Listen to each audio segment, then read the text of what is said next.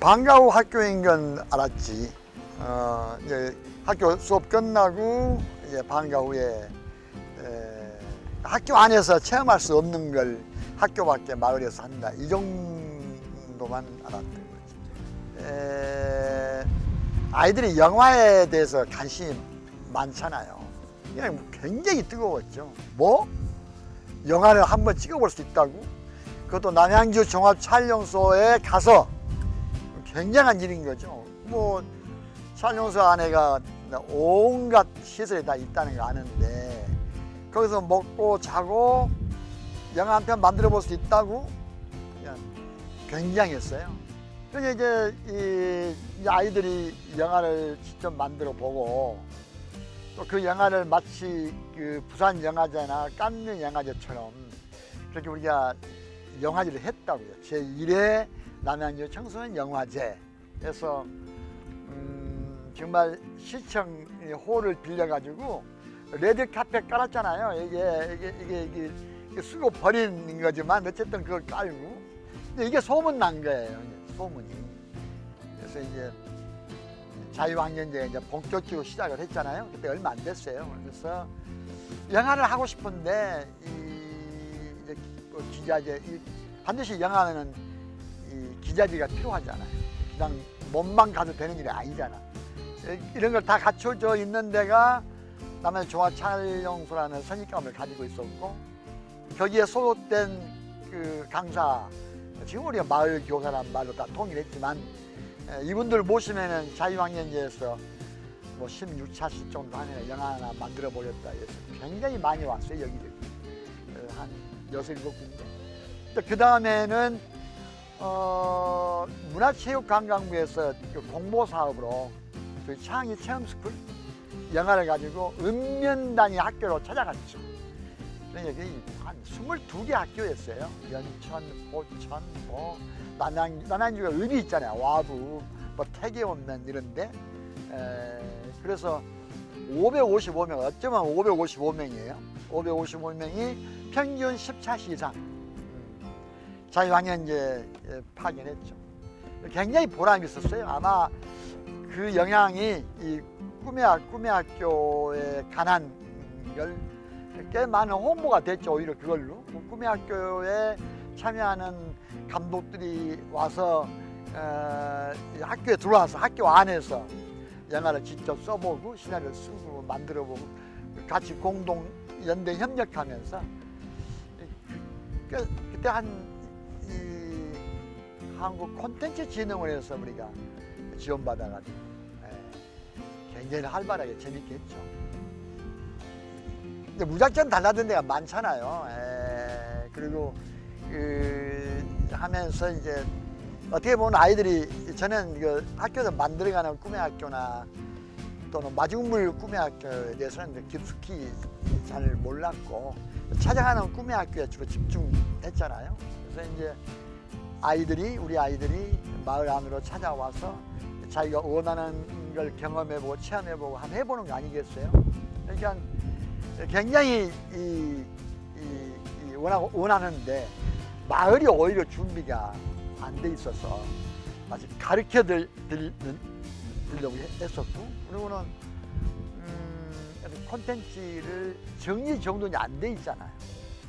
그런데 불안해하시고 학교 마을 그 어르신들이 마을 교사들이 불안해하고 사실은 너무 간단한데 같이 한번 해보면 되는 건데 그래서 굉장히 힘들어하셨어요. 특히 이제 아이들이 한 20명 이상이 모이잖아요. 모이는 장소 구하기가 꼭 토요일 또 일요일 날 사용을 해야 되고 그러면은 보통 마을에서 장소를 여유롭게 쓸 수 있는 게 공공기관이잖아요. 이분들은 토요일 날 일요일 날 다 쉬잖아요. 나와야 돼. 일부러 나와서 문을 열어줘야 되고 굉장히 힘들어서 그 협력하기가. 그러니까 이제 꿈의 학교를 장소 때문에 늘 어려움을 겪고 있는데 어느 날 다함께 돌봄센터가 이렇게 공모가 나온 거예요. 나는 다함께 돌봄센터? 그 무슨 돌봄 어떤 시설? 아동 청소년으로 생각을 못했어요 처음에는. 다 함께 돌봄 센터라고 하니까 나이 좀 많이 드시고 불편하신 분들을 돌보는 어떤 곳인가. 근데 이게 아동 청소년 돌봄이라는 거예요. 근데 보니까 그 운영 어떤 방향이 꿈의 학교와 똑같은 거예요.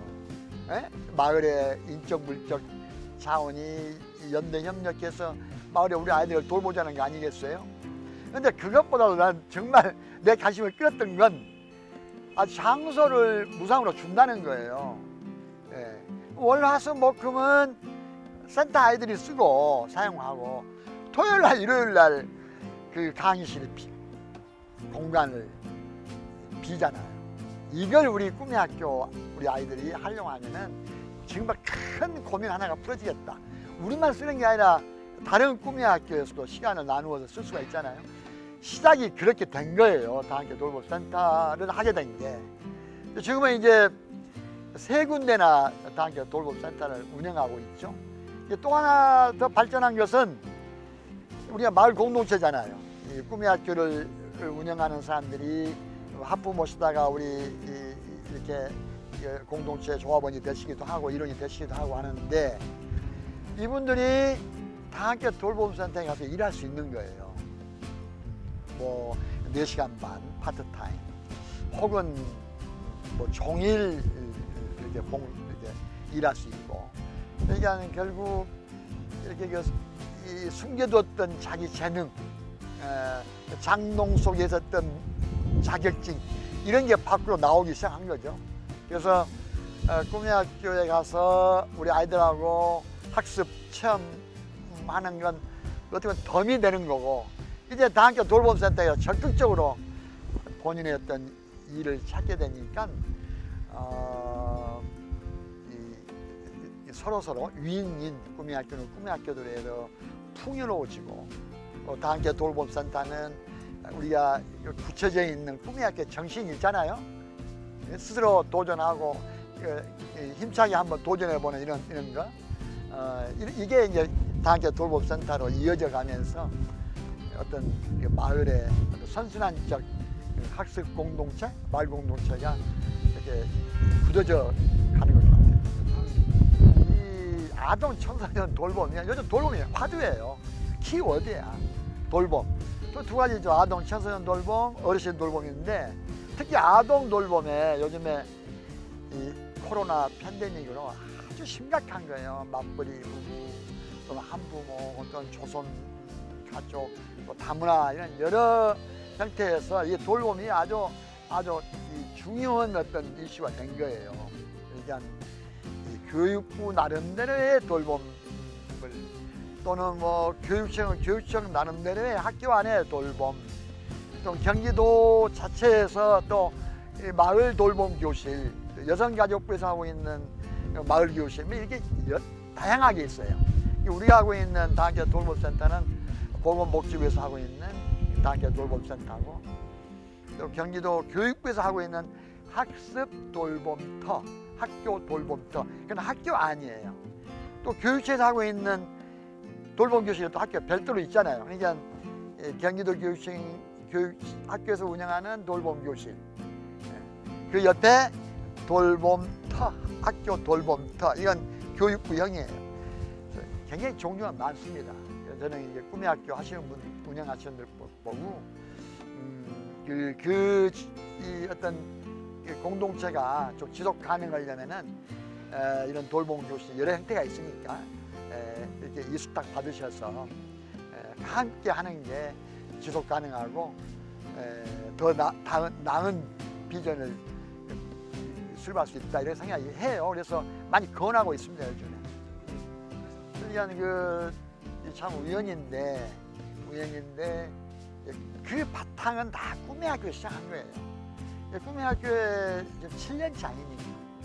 꿈의 학교에서 늘 할 때 우리가 협동조합형으로 좀 꿈의 학교를 운영했으면 좋겠다 하는 거고, 경기도 교육청에 꿈의 학교하고 협동조합 2팀이 있어요. 마을교육 공동체과 안에가.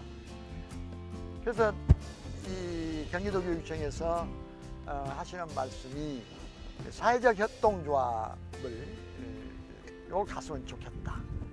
그래서 이미 그 학교는 남양주 같으면은 별내고등학교가 사회적 협동조합을 구성해서 꽤 그 잘 하고 있는 학교 협동조합이에요. 그런 모형을 우리 꿈의 학교도 우리 공동체도 그걸 가야겠다 해서 시작을 한 거죠. 시작은.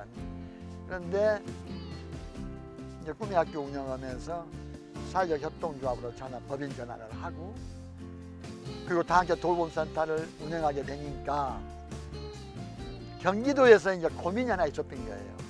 그런 이 아동 복지 분야의 협동조합들이 지속 가능하지 않다, 힘들어한다. 그런데 이 사람들로 하여금 좀 지속 가능하게 하려면은 공공기관에서 이 수탁받는 게 굉장히 중요한 도구가 된다는 거예요. 그게 뭐 안전한 건 아니죠. 한순간 견뎌가라는 게, 그러면서 뭔가 새로운 걸 발견해 가는 거 아니겠어요? 그래서 제가 뽑힌 거예요. 저희가 꿈의 학교를 운영하고 다학교 돌봄센터를 하고 또 사회적 협동조합이잖아요. 경기쿠업이라는 인증을 준 거예요. 금년 5월입니다. 예산도 지원해 줍니다. 또 경기도 교육청에서는 사회적 협동조합형 꿈의 학교를 이제 처음 시작했잖아요. 지역마다 좀 협동조합형 꿈의 학교 많이 나왔으면 하는 거하고, 이게 맞물리다 보니까 각 지역마다 꿈의 학교가 협동조합, 사회적 협동조합 결성하려고 하는 거죠. 그러니까 그 첫 문을 여는다는 게 쉬운 게 아니거든요. 이 절차나 또는 뭐 사업계획서 쓰고 이런 정관 작성하고 이런 것들이. 내가 한번 경험했잖아요.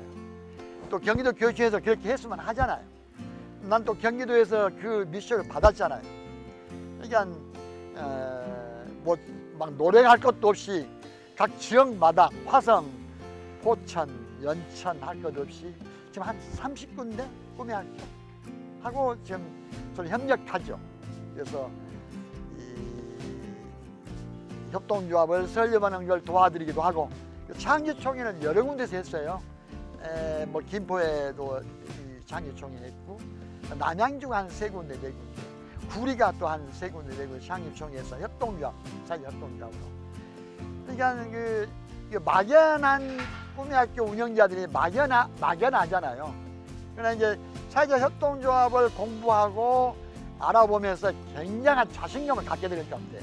왜냐하면은 이 협동조합에 주는 지원 제도가 많이 있잖아요. 그게 주고 있는 틀이 있어요. 또 그 본인들이 꾸고 있는 꿈과 협동조합이 가지고 있는 본래의 큰 꿈이 있잖아요. 이런 미션, 비전 이런 게 같이 합해지니까 우선 자신감을 갖게 되고, 꿈의 학교만 보이는 게 아니라 꿈의 학교 넘어 마을 공동체가 보이게 되는 거죠. 굉장히 좋아하고 있어요.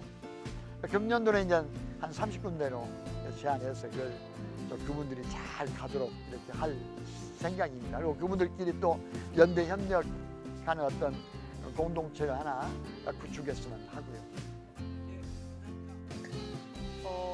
저희가 사교육 없이 아이들을 잘 키워보고 싶다라는 이제 남편과 저희의 소망이 있는데, 아무래도 이제 교육에 대한 문제가 가장 신경이 쓰였거든요.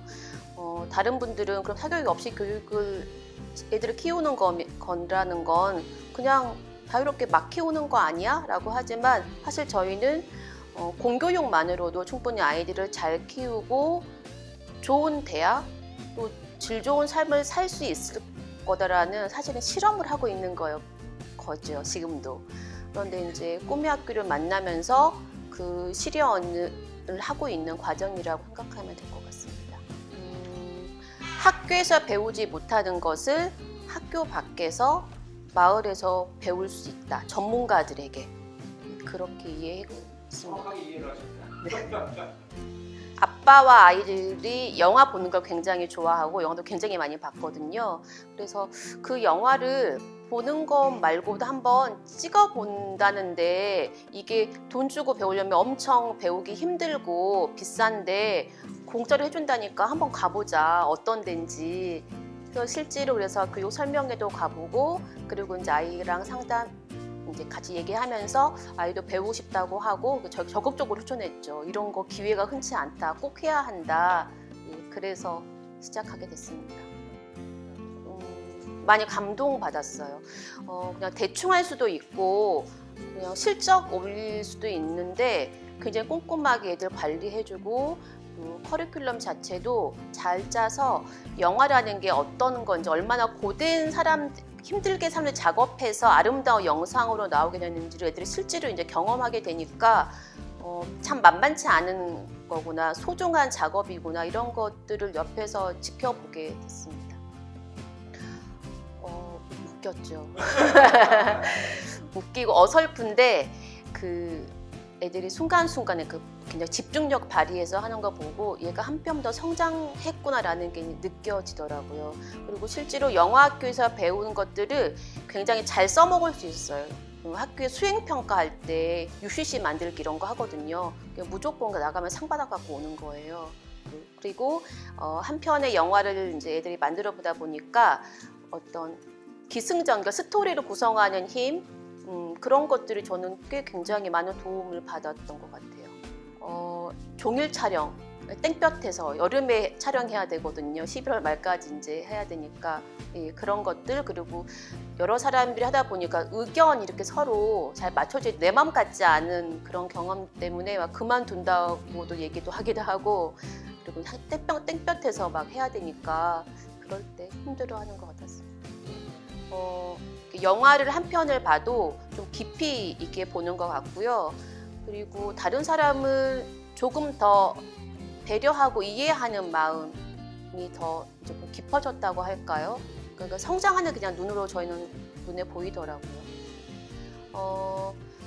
이제 저희는 남편이 철학을 전공했고 저는 문학을 전공했는데 그 집안의 분위기이기도 하고 한결이는 철학을 전공하고 싶어 하는데 철학을 전공을 선택한 이유는 영상 쪽 일을 하고 싶어 해요. 미디어 쪽 일을 하고 싶어 하는데 아무래도 기술적으로 배우는 것보다는 인문학적 소양을 좀 하면 더 큰 그림 그릴 수 있지 않을까, 좀 깊이 있게 사람들을 성찰할 수 있지 않을까, 그래서 저희도 권했고 한결이도 그래서 인문학부를 선택했습니다. 일단 한결이는 좋아합니다. 왜냐하면 알바의 개념으로 무주방사비를 주시잖아요. 그냥 놀라운 거죠. 자기는 좋아서 했는데 이렇게 수익까지 창출이 되니까 굉장히 좋아하고 또 다 후배들이거든요. 그러니까 더 애정을 가지고 활동에 참여하는 것 같아요. 그래서 계속해서 이제 군대 가기 전까지는 좀 열심히 더 하지 않을까 기대하고 있습니다. 굉장히 많은 변화가 있었습니다. 이사장님 덕분에 경단녀에서 지역 활동가로 발을 내디뎠다고 할 수 있는데요. 그 전에는 그냥 저희 애만 잘 키우면 된다고 생각을 했는데 저희 아이를 한 명을 키우려고 하니까 온 마을이 필요한 것처럼 제가 애들을 잘 키워봤자 마성 나가면 삥 뜯기고 그럴 수도 있잖아요. 그래서 마을 공동체가 얼마나 중요한가, 그리고 또 마을 공동체 활동에 있어서 교육이란 부분이 또 얼마나 중요한가, 그리고 그 과정 속에서의 꿈의 학교가 마을과 정말 꼭 있어야 한다는 것들을 많이 배우게 됐고, 일하는 방식, 또 사람들과의 네트워킹하는 것들, 그런 것들을 이제 실제로 꿈의 학교 학부모에서 공동체까지 가면서 굉장히 많은 도움을 받고 스스로도 좀 대견하죠. 아이를 믿어줬으면 좋겠고, 그 아이를 키우는 게 혼자만의 힘으로는 되지 않는다. 그리고 사교육 시장에 아이를 맡기지 말고 주위에 있는 사람들과 함께 아이를 같이 키운다는 마음을 좀 가지면 좋겠고요. 그 공교육만으로도 충분히 애들이 배울 수 있는 것들 굉장히 많거든요. 그래서 함께 품앗이 한다라는 마음을 갖고 좀 더 즐거운 마음으로 그 육아나 양육이나 그런 것들을 좀 즐거운 마음으로 접근하면 어떨까. 그러니까 그냥 육아나 그런 것들이 사실은 쉽진 않고 힘든 건데 힘들면 더 힘들어지잖아요. 옆에 사람 손을 좀 잡고 가는 것도 저는 좋은 방법이 아닌가 생각이 듭니다. 이제 부모님이 제가 평소에 영화 같은 걸 좀 좋아했었는데 부모님께서 이런 영화학교 학생들을 대상으로 배울 수 있다, 뭐 그런 정보를 알려주셔서 재밌겠다, 나도 이제 영화에 대해 조금 더 자세히 알고 싶다라는 마음에 맨 처음 중학교 1학년 때 영화학교에 참여를 하게 되었습니다. 그때는 이제 남양주 종합촬영소에서 합숙을 하면서 한 3박 4일 정도 촬영을 했던 경험이 있었는데, 그때 이제 아직 더 어렸기도 했고 새로운 장소에 이제 가가지고 며칠 동안 묵으면서 처음 보는 사람들하고 촬영을 해야 돼서 굉장히 낯도 가리고 처음에는 힘들었는데, 점점 이제 가르쳐 주시는 감독님들과도 서로 친해지게 되고, 그런 같이 참여했던 형 누나들하고도 많이 이야기를 나눠보게 되면서 좀 더 영화에 대해 깊게 생각해 볼 수 있는 계기였던 것 같습니다. 전혀 알지 못했던 것들이었죠. 이제 뭐 프리 프로덕션이나 포스트 프로덕션 이런 건 전혀 몰랐었는데, 이거를 이제 알고 나서 영화가 어떻게 만들어지는지 작게나마 체험을 해보니까, 맨 마지막에 나오는 엔딩 크레딧에 나오는 사람들이 왜 이렇게 많았는지도 알게 되었고, 이 노력이 정말 많은 사람들의 노력이 들어가는 거였구나. 처음에는 이제 감독한 사람의 전부 지휘에 의해서 이루어지는 게 영화라고 생각을 했었는데, 여러 사람들이 조금씩 힘을 모아서 만드는 아주 큰 작품이다라는 거를 다시 한번 느낄 수 있는 계기였습니다. 이것저것 해보려는 범위가 늘어났다라고 말씀을 드릴 수 있을 것 같아요. 맨 처음에 이제 1학년 때, 중학교 1학년 때 처음 들어갔을 때는 편집에 관심이 생겨서 그쪽 위주로만 이제 좀 배우고 그런 것만 하려고 했었는데, 점점 횟수가 늘면 늘수록 저런 것도 있고 좀 더 관심의 범위가 넓어진 거죠. 카메라는 어떻게 사용하고 어떻게 찍고 조명은 어떻게 설치하고 그런 거에 관심이 좀 더 넓어져서 영화에 대한 흥미가 좀 더 깊어졌다라고 말씀을 드릴 수 있을 것 같아요. 부끄럽죠, 솔직히. 뭔가 완성된 막 상업적인 영화도 아니고 막 우리들끼리 조금씩 모여서 이것저것 해보니까 부끄러웠지만, 또 한편으로는 이렇게 시작을 하는 거구나 라는 기분도 들었고, 또 한편으로는 뿌듯하기도 했죠. 이렇게 좀 시간이 오래 걸리고 이런저런 뭐 갈등이나 고민들도 많았지만 결과적으로는 한 작품을 완성했다라고 봐도 될 테니까요. 결과적으로는 이제 어른이 되어서 가고 싶은 꿈의 방향 같은 거를 결정할 수 있는데, 개인적으로는 굉장히 큰 역할을 했었는데요. 저는 이제 중학교 들어가고 고등학교 가기 전까지 뭔가 과학이나 막 그런 것들을 하고 싶었었는데, 이런 영화학교를 경험하면 할수록 이런 작품을 만들고 예술을 한다는 거에 대해서 굉장히 매력적인 그런 부분들을 봤고, 결과적으로 고등학교를 넘어서 이제 성인 되어서 꿈을 꾸게 되었을 때 뭐 PD라던가 감독 이런 식으로 영상물에 대한 창작을 하는 사람들을 동경하게 된 부분이 있었고요. 그래서 결과적으로 진로는 그런 영화학교에 의해서 영상물 제작 쪽에 관심을 더 가지게 되었습니다. 우선 영상하고 인문학은 떼어놓을 수 없는 관계라고 생각을 하거든요. 어떤 영상물이든 의도가 들어가야 되고 그것을 사람들에게 전하려고 하는데, 저는 이때 이 의도를 전하는 게 예전에는 글이 주류였지만 영상이 이제는 주류라고 생각을 해요. 유튜브라던가 영화라던가 자신의 생각을 전달하는 데 있어서 이런 영상 매체가 지금은 가장 핵심적이라고 생각을 하고 있기 때문에 앞으로 세상을 살아가는 데 있어서 이런 영상에 대한 이해가 아주 중요할 것이라고 생각을 하고 있습니다. 조금 더 부담이 생겼죠. 아무래도 마냥 선생님들의 이야기를 듣고 따라가기보다는 옆에서 보고 뭔가 말을 해줄 수 있어야 하는 역할이다라는 그런 작은 부담을 가지고 있어서 조금 더 신경을 많이 써보려고 하죠. 이렇게 하면은 어떤 결과가 나올 거고 저렇게 하면 어떤 결과가 나올 거다라는 그런 좀 더 넓게 봐야 된다라는 책임감 같은 게 조금이나마 생긴 것 같습니다. 저는 스티븐 스필버그 감독을 좋아하는데요.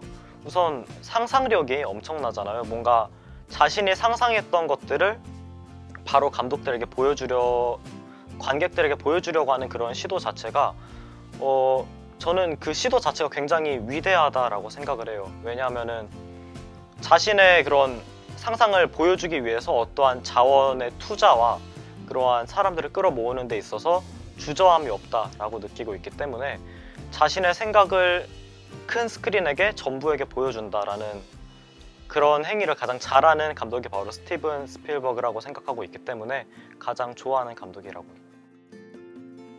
화려한 영화를 만들고 싶은데, 근데 약간 사람들이 여러 번 보고 싶게 만드는 그런 영화를 만들고 싶습니다. 맨 처음에 봤을 때는 시각적으로 만족감을 얻지만 여러 번 곱씹어 볼수록 조금 더 많은 의미를 얻을 수 있는 그런 영화를 만들어 보고 싶습니다.